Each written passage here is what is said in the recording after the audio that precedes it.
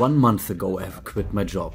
I have now become a full-time filmmaker. I have to pay my own rent with my money, and I work with my little Lumix S5 camera and 2 lenses to afford a little living with my videography and my passion.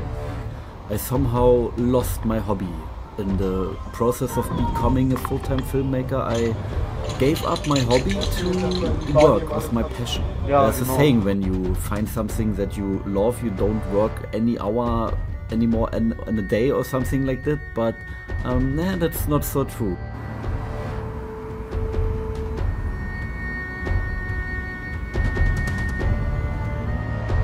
It is a different kind of living. Yes, I don't have to wake up every day to go to work and to work for a boss. I'm my own boss now. I can hire an employee for some reason. It's interesting, and I want to tell you about my new life now. And my new life is pretty exciting. I like this. Become a full-time filmmaker and work for your own money and do what you want. Hello, my name is Paul. I'm a German video producer. I am not a big YouTuber. Maybe when you found my channel, be glad, be happy. Yes, you are lucky you found this little YouTuber, but my channel is not so big, but I have a okay running production company. I can afford my little living. I don't have to wake up every day on the same day. I work with my camera for clients. I do commercial videos, event videos, sometimes wedding videos, but most of the time people get to me when they want to sell something, and I do commercial videos for them. And I maybe I'm one step ahead of you. Maybe you are a little, you're a hobbyist, you have a cool camera and want to become also a little full-time filmmaker. I will tell you now how my life is currently, and if it's cool to be a full-time filmmaker. Is it good or is it not good?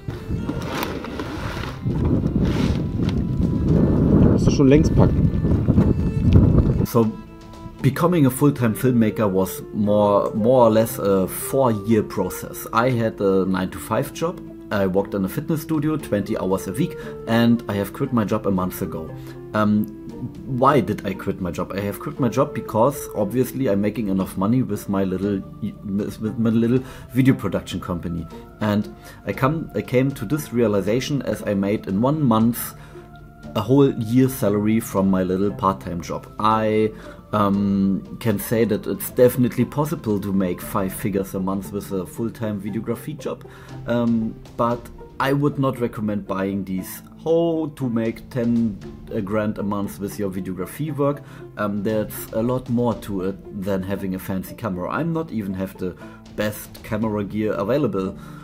Sure, there's always a bigger fish in the tank or in the sea, but I use my Panasonic Lumix S5. I have 2 lenses, and I use my camera with a rig, and the camera gear is not so important as you think.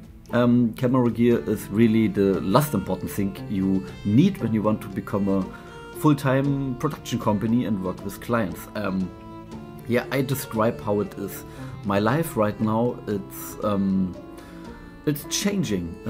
The only constant in life is changing, and I changed my life pretty drastically because I can say that I have no ultra fancy life. Yes, you can make some money with videography work, but it's okay for me. I don't even own a car. I don't want to buy a car. I live in a big city in Berlin, in Germany, and we have pretty good car sharing here, and I can lend the car from my dad. He has pretty cool cars, and when I need a car, I ask my dad if I can borrow his car, even though I am in my 30s. And yeah, one advice I can give you if you want to become a full-time filmmaker: learn how to talk with clients and value your work right. When you sell yourself for, maybe I do a video for 300 euros, etc., that will shine not the brightest light on your company. Example number 1, there's a car dealer on this town right next to me, and he sells you, whatever you're from, a car which costs 30,000 euro, and it's a normal price for this car. It's a new car, maybe a Volkswagen or a Camaro, or where you're from, a Toyota, Honda, whatever. And the other guy next to this car dealer has the same car. It offers almost the same, but it costs a fraction of that, maybe only 1,000 euros. And you ask yourself, could that be the same quality? Even if it has the same quality, you think, oh, that feels not so good. It's a perception.